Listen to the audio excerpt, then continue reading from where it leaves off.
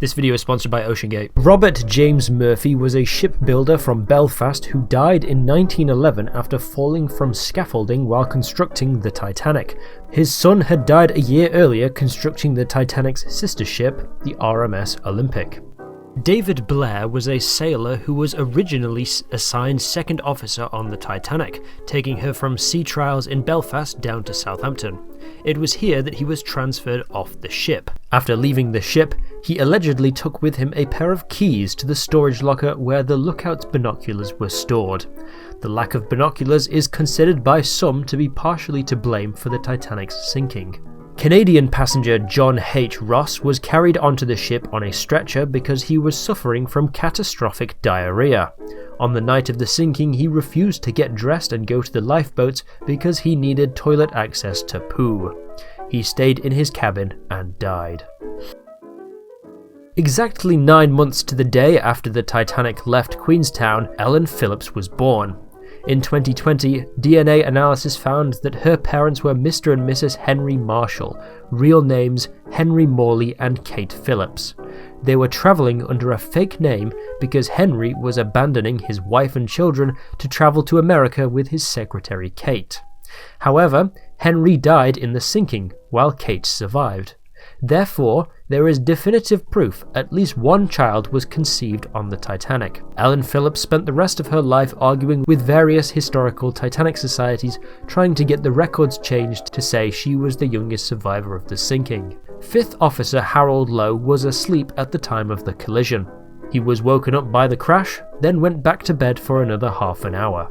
The last person to learn about the sinking was probably Quartermaster George Thomas Rowe. 1 hour after the collision, he paced his usual watch at the very stern of the ship. He noticed a lifeboat floating near the starboard side and sounded the alarm for man overboard. However, he was quickly assured that it was a planned evacuation and he was to report to the bridge at once with flares. The sinking took place during one of those rare glass sea events, perfect weather for a ship evacuation. Second Officer Charles Lightoller was the highest-ranked crewman to survive. He dogmatically enforced the women and children only rule, refusing to let any men board the lifeboats, even if there was space. He went down with the ship but survived after climbing onto an abandoned upturned lifeboat, B. He later committed a war crime in World War I, saying, "I don't believe in all this hands-in-the-air business." Imanita Shelley was a second-class passenger who was violently seasick the entire journey.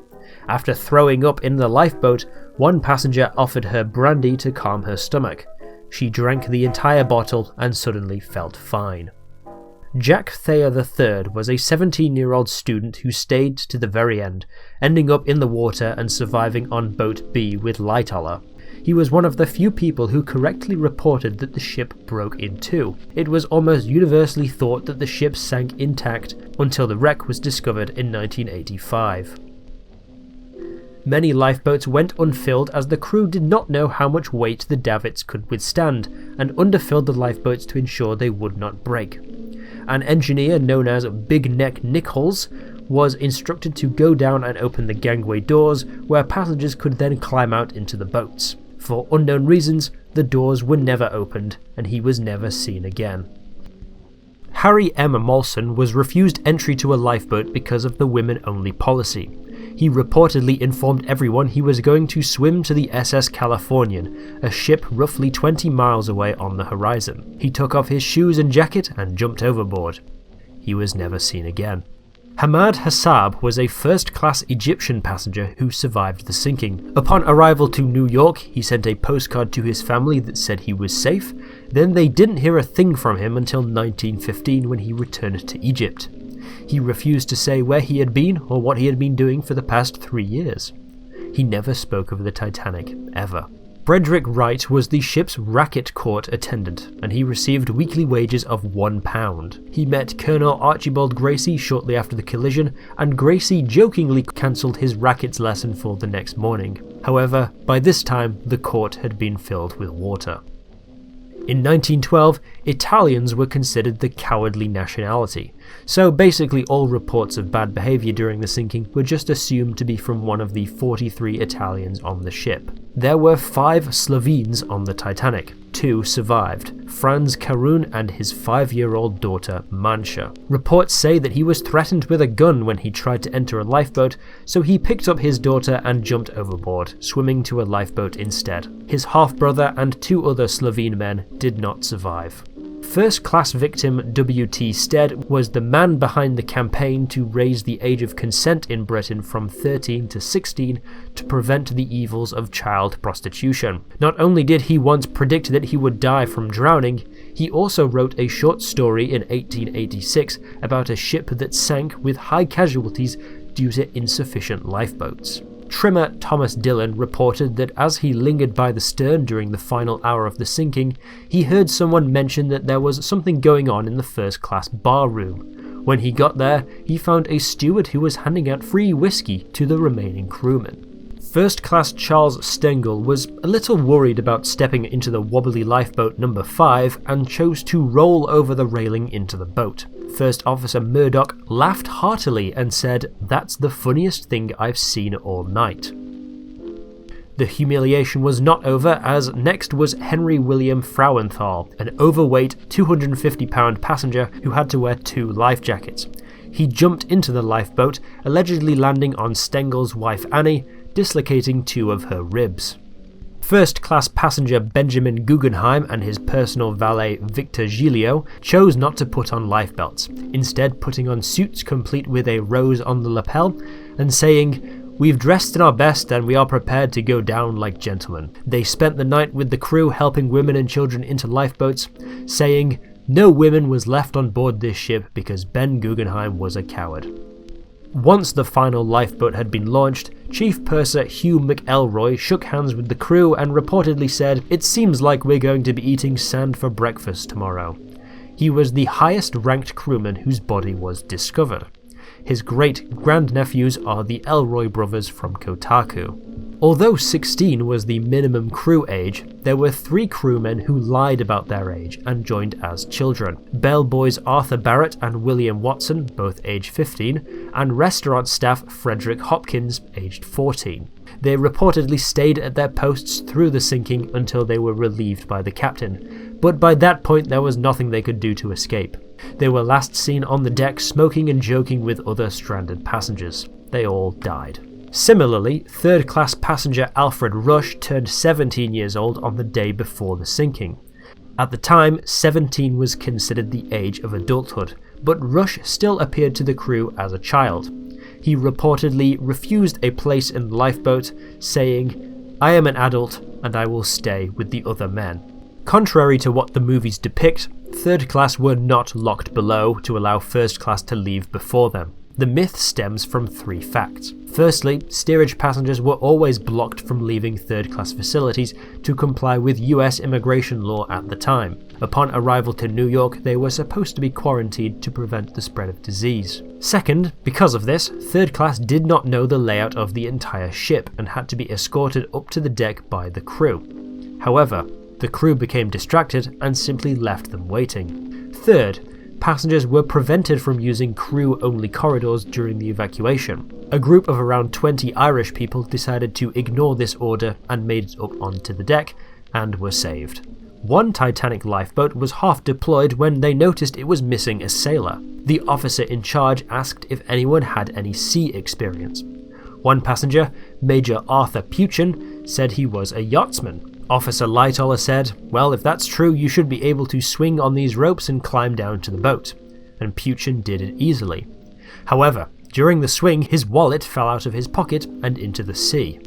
In 1987, during a submarine dive to the wreck of the ship, they found his wallet. All pregnant passengers on board the Titanic survived. Survivor August Venestrom recalled, "One of our friends, a man by the name of Johan Lundahl, said to us, 'Goodbye, friends, I'm too old to fight the Atlantic.' He went to the smoking room and sat on a chair, awaiting his last call. So did an English lady. She sat down by the piano, and with her child on her knee, she played the piano until the Atlantic grave called them both.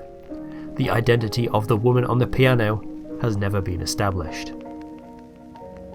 Shortly after midnight, the ship's officers were all handed a Mark IV Webley revolver to keep order during the chaotic evacuation. One officer and at least 2 passengers also had their personal firearms on board. These guns were reportedly fired several times in the air throughout the night to keep order, but a controversial story remains that one officer, possibly even the captain, shot 2 people and then himself.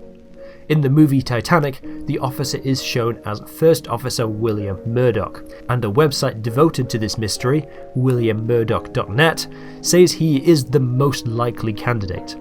They have compiled a list of every survivor who saw the event and who they said shot themselves. 15 said it was Officer Murdoch, 13 said it was an officer, 4 said it was Captain Smith, and 2 said it was the chief mate or the senior mate, referring to Henry Wilde, the second in command of the ship. Captain Smith was last seen by Harold Bride jumping off the roof of the wheelhouse into the icy water below. Later, the men on Boat B reported pushing away a man who tried to get onto the raft, who then responded in a voice very similar to the captain's, "All right boys, good luck and God bless you." So the shooter probably wasn't Captain Smith.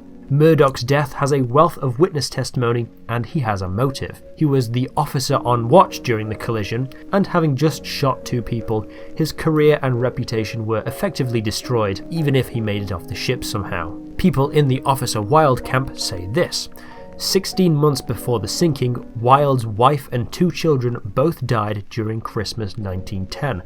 He was reportedly very depressed.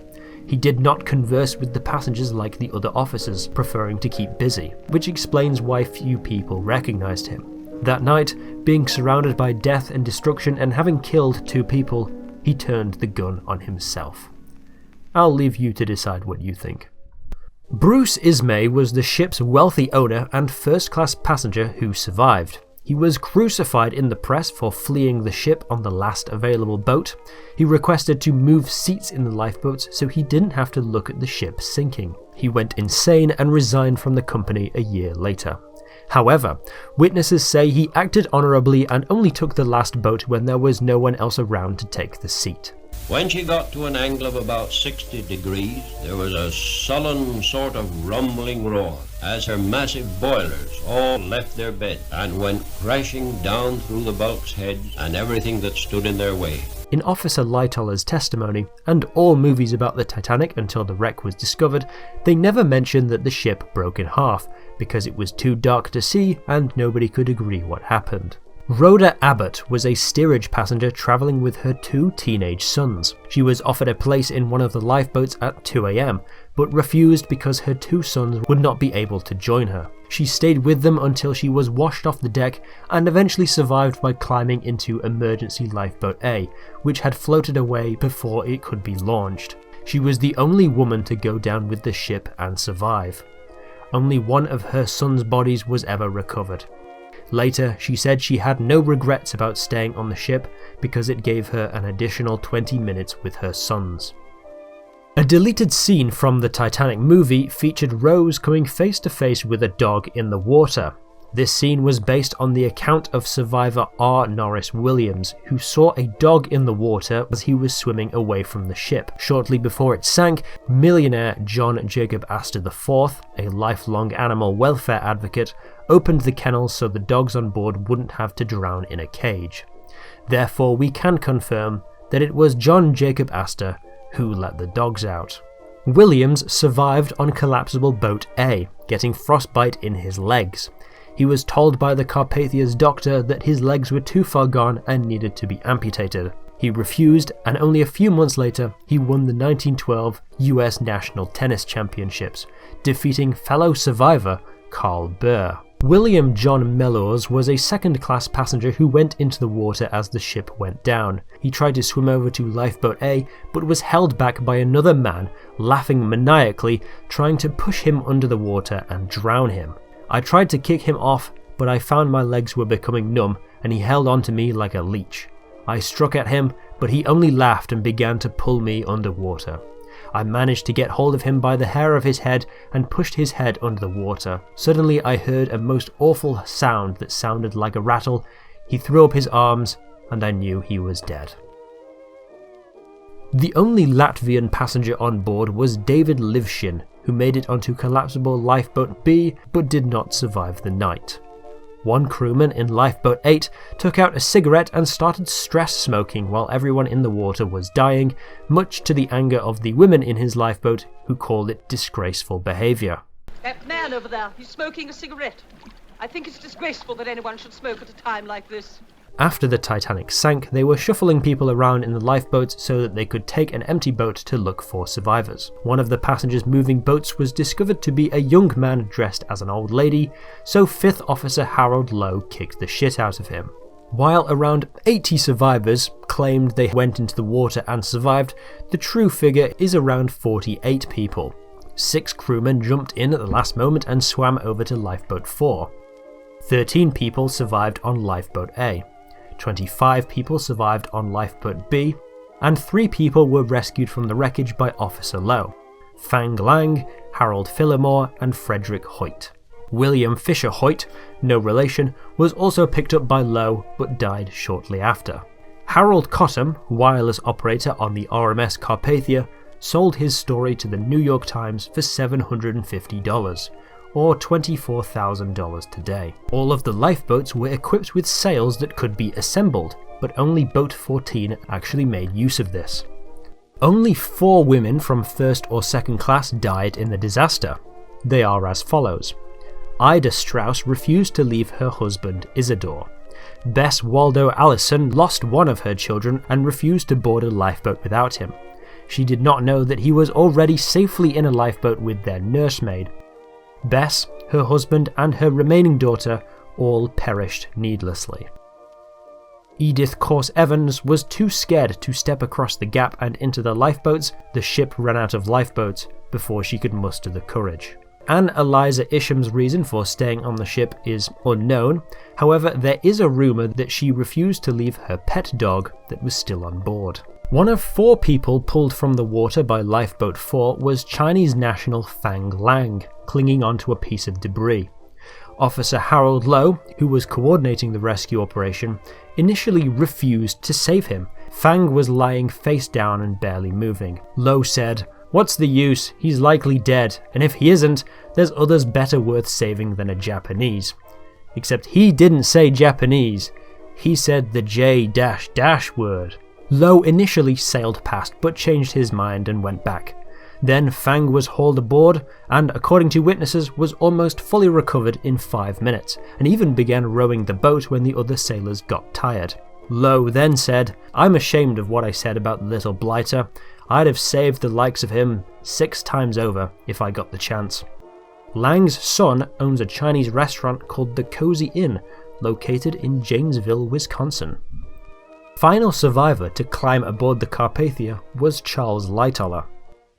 There are 14 known surviving Titanic lifebelts, and only one of them is located in Europe. It's in Croatia. It was taken by a Croatian crewman on the Carpathia as a souvenir. The Carpathia was significantly smaller than the Titanic, so they floated the idea of transferring the Titanic survivors to the RMS Olympic. But then someone pointed out how horrifying it would be to get onto an identical ship to the one their husbands just died on 6 hours earlier. A few days after the sinking, the SS Bremen, a German passenger steamer, sailed over the site of the Titanic's wreck and spotted hundreds of bodies floating in the water, along with debris and wooden planks. Passenger Stephen Rahurek photographed an iceberg that matched eyewitness descriptions and sketches of the iceberg that sank the Titanic. Nobody knows what happened to the lifeboats after the sinking. They were carried by the Carpathia to New York, then put somewhere, and lost. The 2 most likely theories are that they had the name Titanic scrubbed off and were reused by the RMS Olympic to meet the new lifeboat regulations, or they were just left to rot in New York Harbor. Of the 1,500 dead, 334 bodies were recovered in the following months by 5 different ships. The CS Mackay Bennett recovered most of them. More were recovered than expected, so eventually the bodies were logged and relieved of their possessions for family members before quickly reburying the bodies at sea. Most others were buried in Halifax, Nova Scotia. Family of J.J. Astor, the richest man on the Titanic, offered a $100,000 reward to whoever found his body. The crew who eventually found him split the reward and used it to pay for funerals for all the children's bodies they found, irrespective of class. The exact cabin number of each passenger is not fully known, except for those on the so-called Cave list. The body of saloon steward Herbert Cave was the 218th body recovered, and in his pockets was a partial list of first-class passengers and their cabin arrangements. The only passenger born in Bangor, Maine was Edward Austin Kent. He died in the disaster, but was the 258th body recovered from the ocean. Steward Thomas Mullin was the 323rd body recovered, and one of the few recovered bodies where there is photographic documentation. The final body recovered was that of third-class steward James McGrady, a full 2 months after the sinking. Although he was 27 at the time of his death, he was initially thought to be 50 years old, because his body had decomposed so much. The first survivors to die were 2 third-class babies who died of meningitis in the summer of 1912. The first adult survivor to die was Colonel Archibald Gracie IV, one of the men on Boat B. A diabetic, the cold water wreaked havoc on his endocrine system and he never truly recovered. In December 1912, while writing a book about his ordeal, he fell asleep and never woke up. His last words were, "We must get them to the boats." First-class men who escaped the ship were later considered cowards and ungentlemanly in the press. 58 first-class men escaped, 52 third-class children died. The only exception were the men who survived on boats B and A. They had stayed to the end, took their chances in the sea, and survived. Owing to the high death toll among the Titanic's crew, in May 1912 the crew of the RMS Olympic went on strike because there were not enough lifeboats on the Olympic either. The crew were convicted of mutiny, but were not punished, as the court felt that the mutiny was justified. Nobody was criminally charged for the disaster, but courts eventually ruled White Star Line had partial liability, so survivors and family of victims could sue. Survivors and their families asked for $16.4 million in total, but White Star managed to negotiate this down to $600,000. The highest payout was $50,000 to the wife of first-class victim Henry Harris. The lowest was $100 to the father of third-class victim Patrick Ryan. The family of dead crew got $3,000 each in workplace accident compensation. Survivor Margaret Brown's insurance claim was $27,887, worth more than all third-class tickets combined. New regulations that were passed in the wake of the disaster included: the captain of every ship which meets with dangerous ice is legally required to log and report it to other nearby ships and coast stations. There must now be a constant GMDSS radio watch at all times a vessel is at sea and outside of port. And firing rockets at sea for any purposes except for communication is now illegal. The flare colours are standardised across all countries and companies to avoid confusion, and if confusion does arise, it must be assumed the flare is a distress call and all nearby ships must go to help. The 1943 Titanic movie made by Nazi Germany used the SS Cap Arcona as the set. It was later turned into a prison ship, and in 1945 it was bombed by the RAF, killing more people than the actual Titanic disaster. Sidney Edward Daniels was the last surviving member of the crew. He was one of the Boat B men and lived until May 1983. He is buried in Portsmouth. Great lengths were gone in order to make the 1997 Titanic movie historically accurate.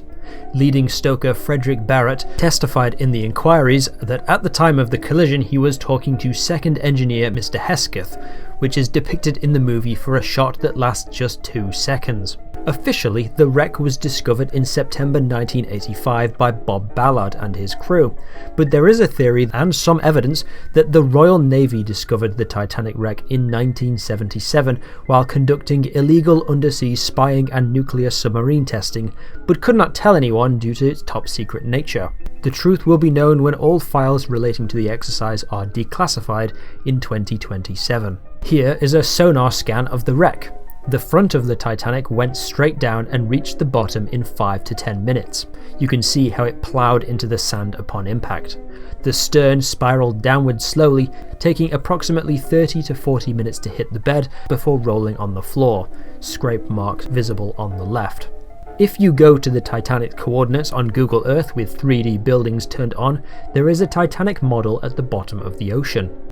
Actor Paul Rudd's father is Titanic historian Michael Rudd. In the 1990s, Paul Rudd met survivor Louise LaRoche, one of only 3 Titanic passengers of Afro-Caribbean descent. The 2 others were LaRoche's sister, who survived, and their Haitian father, Joseph, who did not. One of the world's most renowned living Titanic historians has a page on his website specifically for funny Facebook memes he found. Titanic's sister ship, HMHS Britannic, sank in shallow waters off the coast of Greece, and experienced divers can go down there, and it's basically like seeing the Titanic wreck up close without a submarine or remote camera. This photo was taken during a dive last year. This dead baby prop from the 1997 movie was bought by Reddit user professional_bag9568. Surely this means that, like, every time he watches the film from now on, and it gets to that scene, he's gonna think, oh yeah, I've got that baby upstairs.